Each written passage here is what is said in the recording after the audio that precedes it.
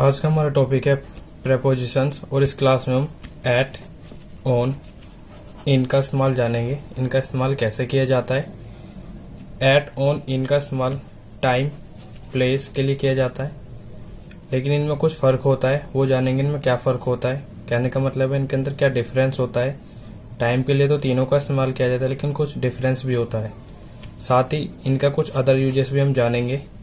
वैसे मैंने पहले वाली वीडियोस में इनका इस्तेमाल बता दिया है, लेकिन आज इन क्लास में हम इनके कुछ अलग इस्तेमालों को जानेंगे, इनका इस्तेमाल कैसे किया जाता है और सेंस में। तो सबसे पहले जानते हैं इनका इस्तेमाल टाइम के लिए कैसे किया जाता है। याद रखिएगा, टाइम के लिए at, in, on, since, for, इन सभी प्रेपोजिशन का इस्तेमाल किया जाता है, लेकिन सिंस और फॉर का जो इस्तेमाल है परफेक्ट कॉन्टिन्यूस टेंस में जिस तरीके से किया जाता है, इनका वही इस्तेमाल होता है टाइम के लिए, और कुछ अलग इस्तेमाल इनका नहीं होता है। तो ये आप टेंस वाली वीडियोस में सीख सकते हैं। एट, इन, ऑन का इस्तेमाल हम जानेंगे कैसे किया जाता है टाइम के लिए। सबसे पहले एट का इस्तेमाल जानेंगे। एट का इस्तेमाल टाइम के साथ किया जाता है। कहने का मतलब है कोई भी ऐसा टाइम जिसमें बजे लिखा हो, जैसे 6 बजे, 7 बजे, इस तरीके से, चाहे वो AM हो या PM हो, उससे पहले हम एट का इस्तेमाल करेंगे। इसी तरह कुछ मील्स जैसे शब्द होते हैं, जैसे डिनर, लंच टाइम या डिनर टाइम, तो उससे पहले हम एट का इस्तेमाल करेंगे। इनके भी मैं एग्जांपल दूंगा सेंटेंस, तब आप अच्छे से समझ पाएंगे। क्रिसमस से पहले एट का इस्तेमाल किया जाता है। नून से पहले एट का इस्तेमाल किया जाता है। नाइट, डे ब्रेक, इन सभी शब्द से पहले एट का इस्तेमाल किया जाता है। इसी तरह ऑन का इस एट से इस्तेमाल कुछ अलग होता है। ऑन का इस्तेमाल किसी भी डे के नेम से पहले किया जाता है, जैसे संडे, मंडे, ट्यूसडे। इसी तरीके से कोई भी डेट आती है तो उससे पहले ऑन का इस्तेमाल किया जाएगा। कोई भी फेस्टिवल आने पर भी ऑन का इस्तेमाल किया जाता है। संडे मॉर्निंग, संडे इवनिंग, इस तरीके से अगर कोई शब्द आता है तो हम उससे पहले ऑन का इस्तेमाल करते हैं। आप इसी तरीके के शब्द बना सकते हैं, कोई भी डे नेम लेकर के मॉर्निंग, इवनिंग, आफ्टरनून आप लिख सकते हैं। जब हम इनका इस्तेमाल एट, इन, ऑन का इस्तेमाल टाइम के लिए कर रहे होंगे तो याद रखिएगा इनकी कोई हिंदी नहीं होती है। इनको इस्तेमाल करना आपको इस तरीके से सीखना होगा। इनका इस्तेमाल मंथ से पहले किया जाता है। कोई भी मंथ, जुलाई, जनवरी, फरवरी, कोई भी ईयर, कोई भी season, summer season, winter season, इस तरीके से। या कोई भी सेंचुरी होती है इन द 17th सेंचुरी, तो उससे पहले इनका इस्तेमाल किया जाता है। और कुछ शब्दों के साथ ये बिल्कुल फिक्स है, जैसे morning, evening, afternoon, in the morning. चाहे आपकी हिंदी कुछ भी हो, अगर आप कहना चाह रहे हैं सुबह में या सुबह को, तो आपको इन द मॉर्निंग ही लिखना होगा। इन तीनों का इस्तेमाल किसी भी टेंस में किया जा सकता है, बट याद रखिएगा जिस टेंस में सिंस और फॉर का इस्तेमाल होता है, मतलब परफेक्ट कॉन्टिन्यूस टेंस, जैसे मैंने भी आपको ऊपर बताया यहाँ पर, उस टेंस में इनका इस्तेमाल इस टाइम के लिए नहीं किया जाएगा। इस टेंस में, परफेक्ट कॉन्टिन्यूस टेंस में, केवल सिंस और फॉर का इस्तेमाल किया जाता है। अब इसको हम कुछ एग्जाम्पल के जरिए समझते हैं। जैसे मैं 6 बजे खेलता हूँ, तो इस सेंटेंस में 6 बजे के लिए हम एट 6 o'clock लिखेंगे। कहने का मतलब इस समय से पहले हम एट का इस्तेमाल करेंगे। अब ये टाइम अगर शाम का है तो आप 6 PM बोल सकते हैं, सुबह का है तो 6 AM बोल सकते हैं, या जनरली आप 6 बजे ही बोलना चाहते हैं तो आप 6 o'clock बोल सकते हैं। इस तरीके से बोलने पर और ज़्यादा क्लियरिफाई हो जाता है, ये मतलब क्लियर हो जाता है कि आप कौन से समय की बात कर रहे हैं, सुबह के, दिन की, इस तरीके से। और इसकी जगह मैं इसको रिप्लेस भी कर सकता हूँ, जैसे मैं डिनर टाइम से खेलता हूँ तो एट डिनर टाइम या डिनर टाइम पर खेलता हूँ, इस तरीके से इसकी हिंदी हो सकती है। तो इनकी हिंदी कोई फिक्स नहीं है, मैंने पहले ही बता दिया। मैं क्रिसमस को खेलता हूँ, आई प्ले एट क्रिसमस भी हो सकता है। मैं दोपहर को खेलता हूँ, एट नून भी हो सकता है।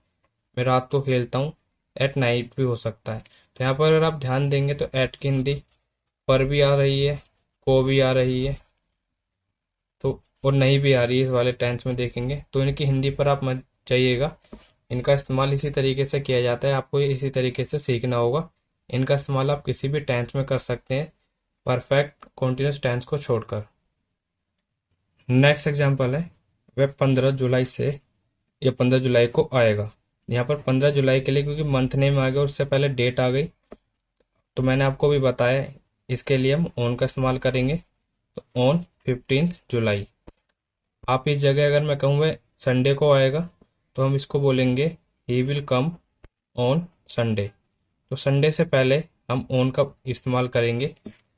यहाँ पर अगर आप ध्यान देंगे, ऑन की जो हिंदी आ रही है को आ रही है, लेकिन मैंने आपको बता दिया आप हिंदी पे मत जाइएगा।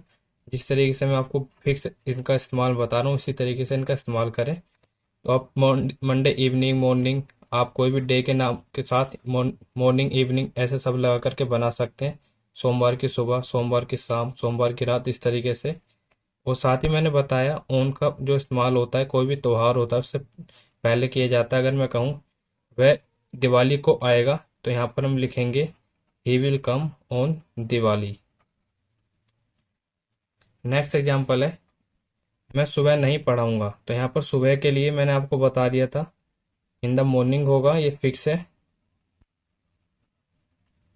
इन द इवनिंग, यहाँ पर मंथ के नाम भी लग सकते हैं, जैसे मैंने बोला मैं जुलाई में नहीं पढ़ाऊंगा, तो इन जुलाई होगी उसकी इंग्लिश। इसी तरह अगर मैं कहूँ मैं 2022 में नहीं पढ़ाऊंगा, तो इन 2022 उसकी इंग्लिश बनेगी। इनके कुछ और इस्तेमाल है इस तरीके से, जैसे वह 9 बजे से खेलता था।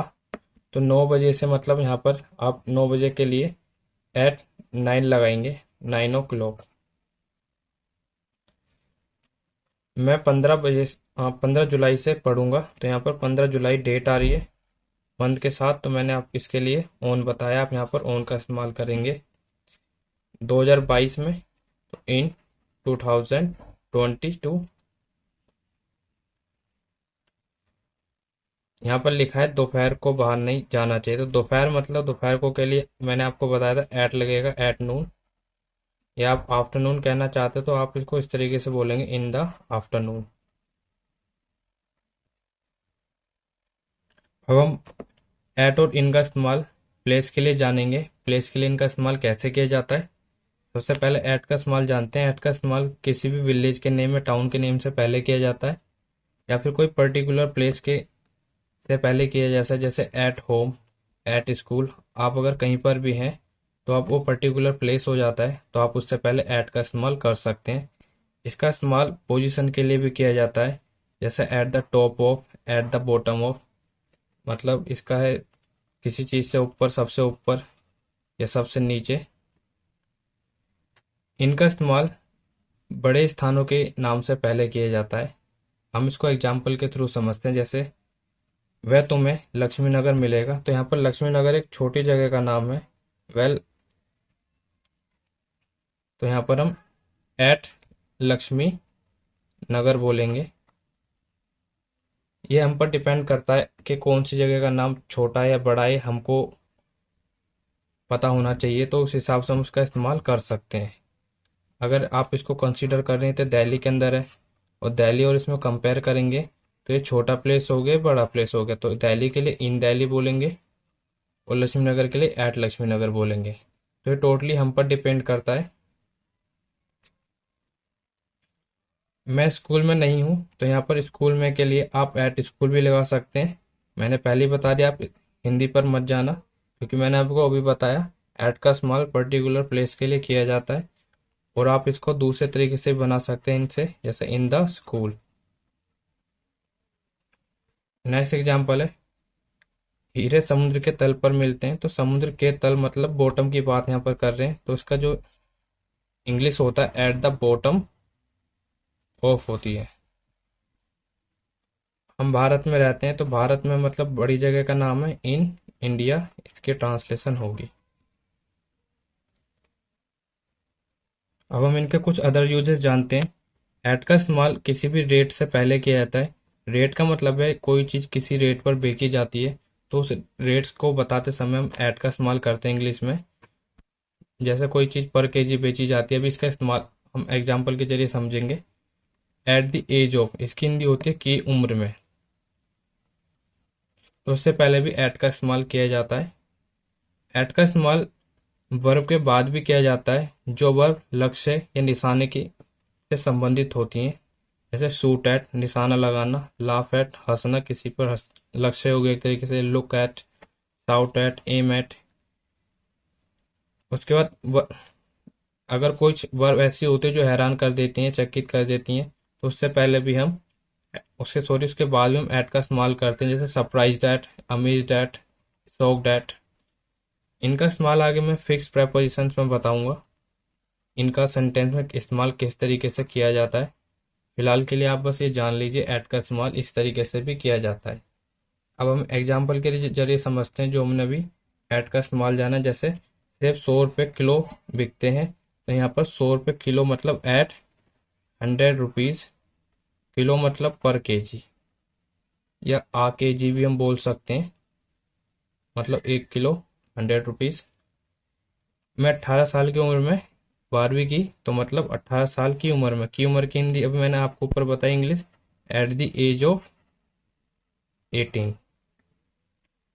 उसने पक्षी को गोली मारी, तो यहाँ पर गोली मारना क्या होता है, शूट होता है। ही शॉट, तो शॉट के बाद मैंने आपको बताया कि किसी लक्ष्य या निशाने की बात होती है तो प्रेपोजिशन लगाते हैं। शॉट एट बर्ड आएगा यहाँ पर, he shot at bird.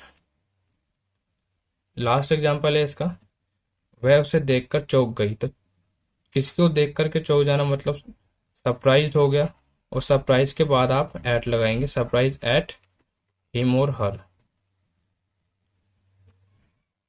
C surprise at him और हर। इस तरीके से ये इसकी ट्रांसलेशन होगी।